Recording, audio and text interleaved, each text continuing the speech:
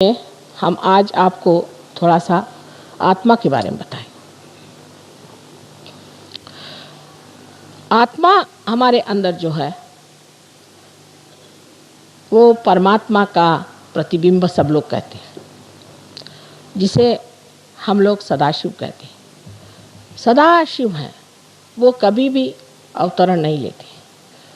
उनका जो प्रतिबिंब हमारे अंदर है वो आत्मा है, और उनकी जो शक्ति इच्छा शक्ति है, जिसे हम आदि शक्ति कहते हैं, उनका प्रतिबिंब हमारे अंदर कुंडलिनी है। इस कुंडलिनी का और इस आत्मा का जब मेल घटित होता है तभी योग घटित होता है। ये एक घटना है, ये होना पड़ता है। ये कोई सिर्फ बात नहीं कि आपको सर्टिफिकेट दे दिया, हाँ आप पार हो गए, सर पे आप लगा घूमिए, साहब हम तो आत्म साक्षात्कारी हैं, हम फलाने हैं, हम ढिकाने, इससे नहीं। जब ये घटना घटित होती है तो आत्मा का प्रकाश आपके चित्त में आ जाता है। चित्त में आत्मा में आने से, जैसे अभी डॉक्टर साहब ने मेरे आते आते कहा कि आप माँ के सामने आते ही माँ आपके बारे में जान जाती, क्योंकि मेरा चित्त जो है वो अगर आलोकित है तो मैं सब आपके बारे में जान ही जाऊँ।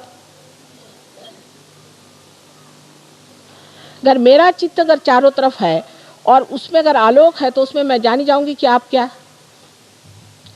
जब आपका चित्त आलोकित होगा तो आप भी जान जाइएगा कि सत्य क्या है।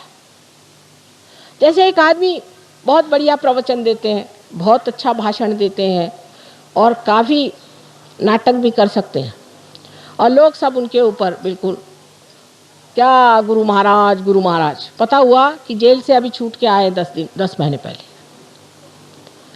ऐसे रोज़ ही क्या आपको, आप ज़रा अंदर आ जाइए, क्योंकि वो क्या हो रहा है, डिस्टर्ब हो जाता है। अंदर आ जाइए, बच्चों को भी कहें इधर से आ जाओ, झांकने की कोई ज़रूरत नहीं। तो इस तरह के रोज़ के अनुभव आते हैं कि आज एक बाबा जी आए, कल दूसरे बाबा जी आए, वो इतना रुपया लेके चले गए, वो आए वो इतना हमारे साथ धन धाने ले गए। सारे आजकल तो जैसे कुछ पता नहीं इनकी कहीं से, जैसे कि बरसात में मेंढक बोलते हैं, इसी तरह से बाबा जी लोग आजकल सब जगह बोला करते हैं।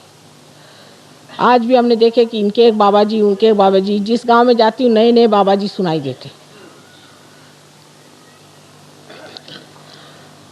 तो आत्मा से ही आप जान सकेंगे कि ये आदमी सच्चा है या झूठा है, क्योंकि ये संपूर्ण तत्व है, एब्सोल्यूट जिसको कहते। उसमें दो चीज़ नहीं, वो केवल है।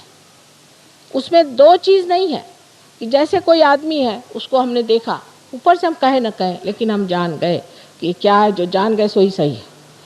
आप कहेंगे कि साहब ये कैसे, क्योंकि जो जानने वाला है वो आत्मा है और वो केवल ज्ञान जानता है, केवल ज्ञान,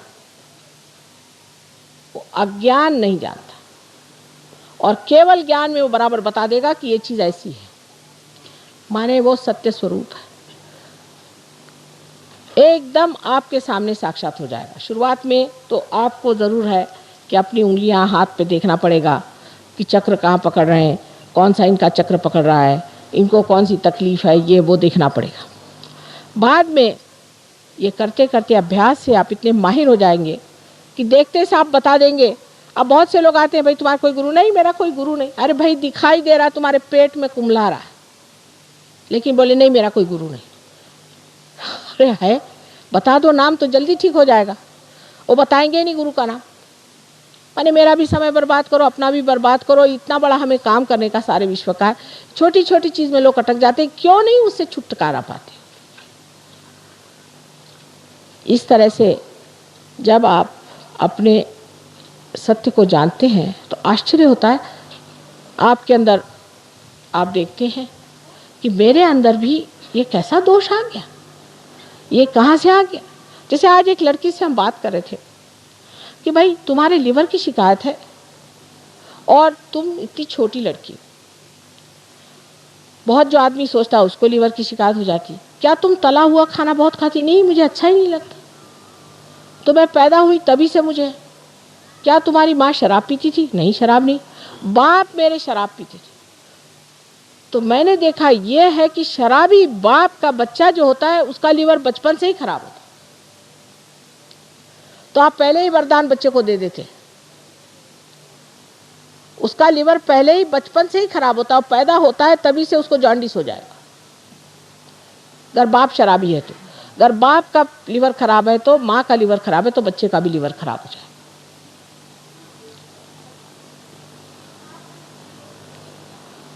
तो जो सत्य है उसको जानने के लिए अपना चित्त शुद्ध रखना चाहिए। अब उसका ये मतलब नहीं कि आप चित्त को धोते बैठिए, लेकिन जब आप ध्यान करते हैं तो आप निर्विचार में आ जाएंगे। जब आज्ञा चक्र से कुंडलिनी ऊपर उठ जाएगी, आप निर्विचार हो जाएंगे। ये जो विलंब का स्थान है, इसको बढ़ाते जाना चाहिए, ये निर्विचारता बढ़ाती जानी चाहिए। उस वक़्त आप शांत चित्त हो जाते हैं, आप में शांति आ जाती है। जिस वक्त शांति होती है तभी कोई वृक्ष बढ़ता है। जिस वक्त आप निर्विचार होकर ध्यान में आ जाते हैं तो वृक्ष ठीक से बढ़ता है और प्रगति होती है। हर तरह का सत्य आप जान जाइएगा। हमारी तो बात छोड़िए, हम तो जानते ही हैं, लेकिन सहयोगी भी जो है वो कहते हैं माँ पता नहीं कैसे हमको लगा कि इस दुकान में जाए यहीं मिल जाएगी, तो वहाँ चीज़ मिल गई। हमको लगा कि इस रास्ते पे चले जाए, वहाँ एक सहयोगी बैठा हुआ था, उसने कहा भाई मैं तुम्हारा इंतज़ार कर रहा था, देखो यहाँ पे एक आदमी हमारा है रिश्तेदार बीमार पड़ा, चलो। कहीं कुछ ऐसी छोटी छोटी होती, इतनी बड़ी बड़ी बातें हो जाती हैं कि बड़ा आश्चर्य होता है। और सत्य को आप तत्व पे जानते हैं कि तत्व कहाँ खराब है। जैसे कि पेड़ है, पेड़ को अगर आपको कोई उसका पत्ता खराब हो गया है तो आप पत्ते को नहीं ठीक कर सकते, आपको उसके जड़ में उतरना चाहिए, उसके तत्व में उतरना चाहिए, और तब पेड़ ठीक हो जाता है। इसी प्रकार तो पहले तो आपको ये ज्ञात हो जाता है, विद हो जाता है, आपके उंगलियों पर विद हो जाता है, आप वेद को जान लेते हैं कि ये सत्य क्या है। दुनिया भर का ज्ञान आपके अंदर आ जाता है। अभी हम महाराष्ट्र में गए थे, बैलगाड़ी में जाना पड़ता है कि, तो बैलगाड़ी वाला आदमी उससे बातचीत शुरू करी, तो हमने कहा ये तो कबीर बैठा गाड़ी चला रहा हमारे। अरे हमने कहा सबने तुमने जाना कैसे? कहले माँ ये तो सब अंदर ही था ना, तो आपने लाइट दे दिया हमारे अंदर तो हमने सब जान लिया। बात तो सही कह रहा हूँ ना? और मैंने कहा बिल्कुल सही कह रहे हो, कमाल है तुम्हारी। तुकाराम कौन सी यूनिवर्सिटी में गए थे? ज्ञानेश्वर जी कौन सी यूनिवर्सिटी में गए थे? वो अवतरण तो थे नहीं, लेकिन क्या ज्ञानी लोग थे। ये ज्ञान कहाँ से आया? ये हमारे ही अंदर सारा असल ज्ञान, जो केवल ज्ञान अपने अंदर है, उस ज्ञान को तब आप प्राप्त करते हैं। ये आपकी आत्मा की ज्योत है, जो जलने से आप प्रकाश में सांप को सांप देख सकते हैं और रस्सी को रस्सी देख सकते हैं। अनेक है इसकी चीज़, अब इसका अभी बताने का इतना समय नहीं। तो ये सत्य है। और चित्त भी है। आत्मा चित्त क्या है कि सामूहिक चित्त है। जैसे कि विराट के शरीर में आप अंग प्रत्यंग हैं, उस अंग प्रत्यंग को ये मालूम नहीं कि वो विराट के शरीर में। जब उसका आत्मा जागृत हो जाता है तो वो जानता है कि मैं विराट के शरीर में घूम रहा। उसकी सामूहिक चेतना जागृत हो जाती है, उसका चित्त सामूहिक होता है। जिसके अंदर आत्मा की ज्योत आ जाती है उसका चित्त सामूहिक होता है। माने आपका क्या प्रश्न है वो तो बताता ही, क्योंकि आपको आत्मदर्शन होते हैं, लेकिन दूसरों के प्रश्न भी बताता है। और अगर आप ये भी जान लें कि ये कैसे ठीक करना है तो वो भी वो ठीक कर देता। इसलिए सारा समग्र ज्ञान एक ही चीज़ का नहीं। अब समझ लीजिए डॉक्टर के पास जाइए तो डॉक्टर कहेगा भाई देखो तुम अभी इसका, मैं तो डॉक्टर पेट का हूँ, तुम इसको दांत वाले के पास ले जाओ। उधर वो सारे दांत निकाल लेगा, कहेगा भाई तुम्हारा दांत ठीक है। उसका दूसरा जाएगा कान फाड़ लेगा ये कान ठीक है। तीसरा आँख निकाल लेगा, कहेगा आँख ठीक है। अंत में आप बीमार होकर के लौट आइए। डॉक्टर लोग माफ़ करें लेकिन सहयोग में समग्र ज्ञान होता है। माने ये कि एक आदमी आया, माँ मेरे पेट में दर्द हो रहा। अब ये कोई कहेगा अरे पेट में दर्द हो रहा है, इसको कोई पेट की दवा। पेट की दवा नहीं, इसके अंदर कोई और चीज़ आ गई है, उसको निकालना है। इस पर किसी और का असर आ गया है, वो निकालना है। कोई काली विद्या हो गई, वो निकालना है। सारा समग्र ज्ञान सहयोग में आता है। ये नहीं कि इसके लिए साइकोलॉजिस्ट के पास जाओ, उसके लिए उसके पास जाओ। ये तो बच्चे हैं, अभी तो इन्होंने कुछ जाना ही नहीं। जो केवल ज्ञान है वो आपके अंदर है और छोटे छोटे बच्चों को तक मालूम रहता है। छोटे छोटे बच्चे भी इस केवल ज्ञान को जानते हैं। हमारी एक नातिन है, बहुत छोटी सी थी, उनके पिता माता गए थे लद्दाख में, तो वहाँ एक लामा जी भी ढामा जी होते हैं सारे, तो लामा जी बैठे हुए थे, सारे ही ऐसे ही हैं, एक से एक बढ़ के, किस किस का नाम ले। तो लड़की छोटी सी थी, उसने देखा उनकी ओर, तो सब पैर छू रहे थे, इन्होंने सोचा हम नहीं छुएंगे तो अच्छा नहीं दिखा, इन जाके पैर छुए तो उनको गुस्सा चढ़ गया। लड़की जाके उनके सामने खड़ी हुई, 5 साल की थी, ऐसे खड़े होकर कहती कि ये सर मुड़ाने से और ये चोगा पहन लेने से आप पार नहीं हो जाते हैं, आप क्यों सबसे अपना पैर छुआ रहे? ये कहने हमारे तो काटो तो खून नहीं, एकदम उनके सामने कह दी, उतरिए ऊपर से नीचे। 5 साल की लड़की ने कह डाला।